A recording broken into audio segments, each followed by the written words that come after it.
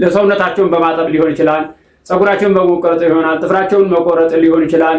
ፋሲካ በኋላ በሶስተኛው ቀን በሳጥን ላይ ተቀምጦ ብል እየበላው ነው ያለው።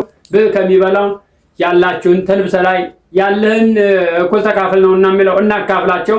ሶስት ላይ የመጨረሻው ሐሳብ በተለያዩ ባለሙያ ላይ ያሉ ሰዎች መጥተው እንዲያግዙኝ የተራቡ የተጠሙትን ማብላትና ማጠጣት ብቻ ሳይሆን የሕክምና ነገራቸውንም አይቼ የጽዳት ስራዎችንም ያሉ ነገሮችንም ክትትል ማድረግ ማገዝ እግዚአብሔር በረደ መልኩ አንድ ሰውም ሆነ ሁለትም ሰው ማድረግ እፈልጋለሁ እና በዚህ ፕሮግራም ላይ መጣችሁ የተሳተፋችሁ ሰዎች እንድታግዙኝ የሚል መልእክት አስተላልፈው ነበር። በተለይ መኪናም ቢሆን ያላችሁ ሰዎች ሰዎችን ለማምጣት እነሱን እንዲታጠቡ እንዲጸዱ ለማድረግ መኪናም ስለሚያስፈልግ በሌላም መልኩ ላግዝ የምትሉ በእግዚአብሔር መልኩ ይህን እንድታግዙኝ የሚል መልእክት አስተላልፈው ነበር። ከሳቸው አንደበት እንስማ። ከክፍል 2 የቀጠለው ክፍል 3 ነው። አባታችን ይቀጥሉ። እሺ መልካም።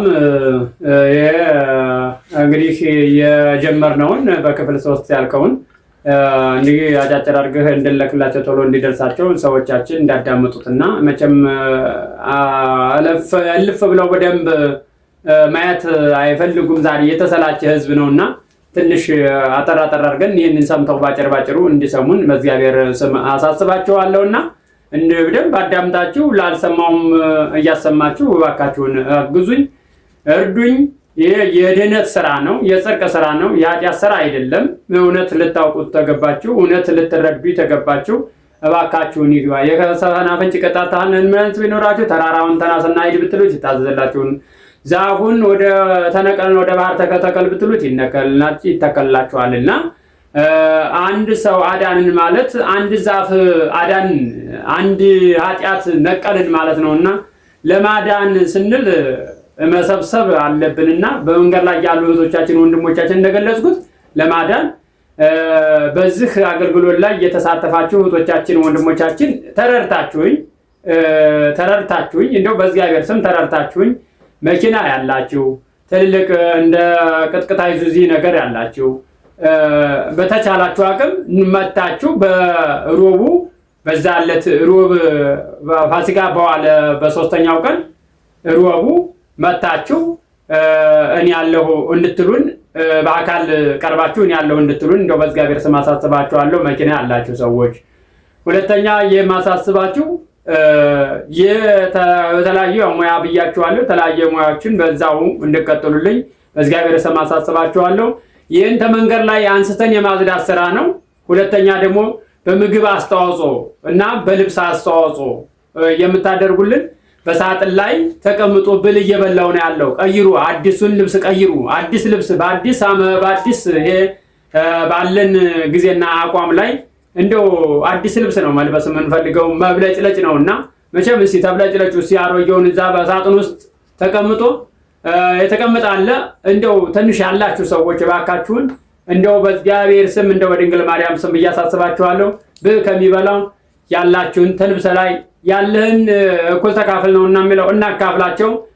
የተራቆቱ የተራቡ የተጠሙ አሉና በምግብ አስተዋጽኦ፣ በልብስ አስተዋጽኦ፣ በገንዘብም ይሁን እና ይሄን እንድታግዙኝ በእግዚአብሔር ስም አሳስባችኋለሁ። ይሄንን እንድትረዱኝ እላችኋለሁ። ይሄ ነው። በዚህ ቀጥላችሁ መታችሁ ሮቡ እንዳልኳችሁ ሮቡ ፋሲካ በኋላ በሶስተኛው ቀን ሮቡ መታችሁ አለሁ እንድትሉኝና የምትረዱኝ እገዛ ደግሞ በተቻላችሁ አቅም እንድታግዙኝ። እኔ ገንዘብ የለኝም፣ እኔ መለኩሴ ብር የለውም፣ ገንዘብ የለውም። ከናንተ እንደዚህ ከአንዳንድ እህቶች ወንድሞች እየሰጡኝ ያው በ14 እና በ24 የምመገባቸውን ነገሮች እያደረኩ ነው ያለሁት። እስካሁን የማጽዳት ስራ አይደለም እየሰራሁት፣ ነፍስን የማቆየት ነው። በራብና በጥም እየተጎዱ ስለሆነ ነፍስን የማቆየት ስራ ነው የሰራሁት። አሁን ደግሞ የጽዳት ልብስ በቃ የጽዳት ማድረግ ለሰውነታቸውን በማጠብ ሊሆን ይችላል፣ ፀጉራቸውን በመቆረጥ ይሆናል፣ ጥፍራቸውን መቆረጥ ሊሆን ይችላል፣ ልብሳቸውን መቀየር ይሆናል፣ ምግብ በመስጠት ሊሆን ይችላል። እና ይሄንን ለማድረግ ሁላችሁም ተባብራችሁኝ እንድናግዝና እንድናነሳ እግዚአብሔር ከእናንተ ጋር ይሁን፣ ከኔም ጋርም ሆኖ ይሄንን ሐሳብ አሜን። ምናልባት አባታችን ግልጽ እንዲሆንላቸው እነዚህ አሁን ልብስ በተመለከተ የሰዎች ትርፍ ልብስ ያላቸው ትርፉን እንዲያመጡላችሁ ትፈልጋላችሁ ማለት ትርፍ ልብሶች? አዎ በቃ ጥርፍ ልብስ ያላቸው ነው ያልኩት እንጂ አዲስ ገዝተው እንዲያመጡ አይደለም። መቼም አዲስ ለራሱ ዛሬ መግዛት ያቃተው ነው። ስራ የለም። ስራ እንደዚሁ እየተንከራተቱ ነው ያሉት። ዛሬ የመናፍስቱ ዓለም እጃቸውን እግራቸውን ቁልፍልፍ አድርጎ በቤት ላይ አስቀምጧቸዋል።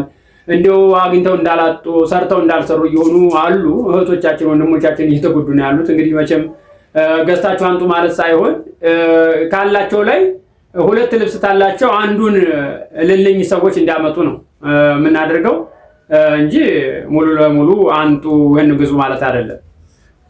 እውነት ያስተላለፉት መልእክት እግዚአብሔር ልቦና ላለው ሰው ልቦና ለሰጠው ሰው ወደ እግዚአብሔር መመለስ ለሚፈልግ ሰው እውነት ለመናገር እውነት ነው። ለተራበ ለተጠማ አንድም ሰው ቢሆን ማዳን ቀላል አይደለምና እግዚአብሔር በእርሶ ላይ አድሮ ስራውን እየሰራ ነው። ብዙዎችም እየዳኑ ነው።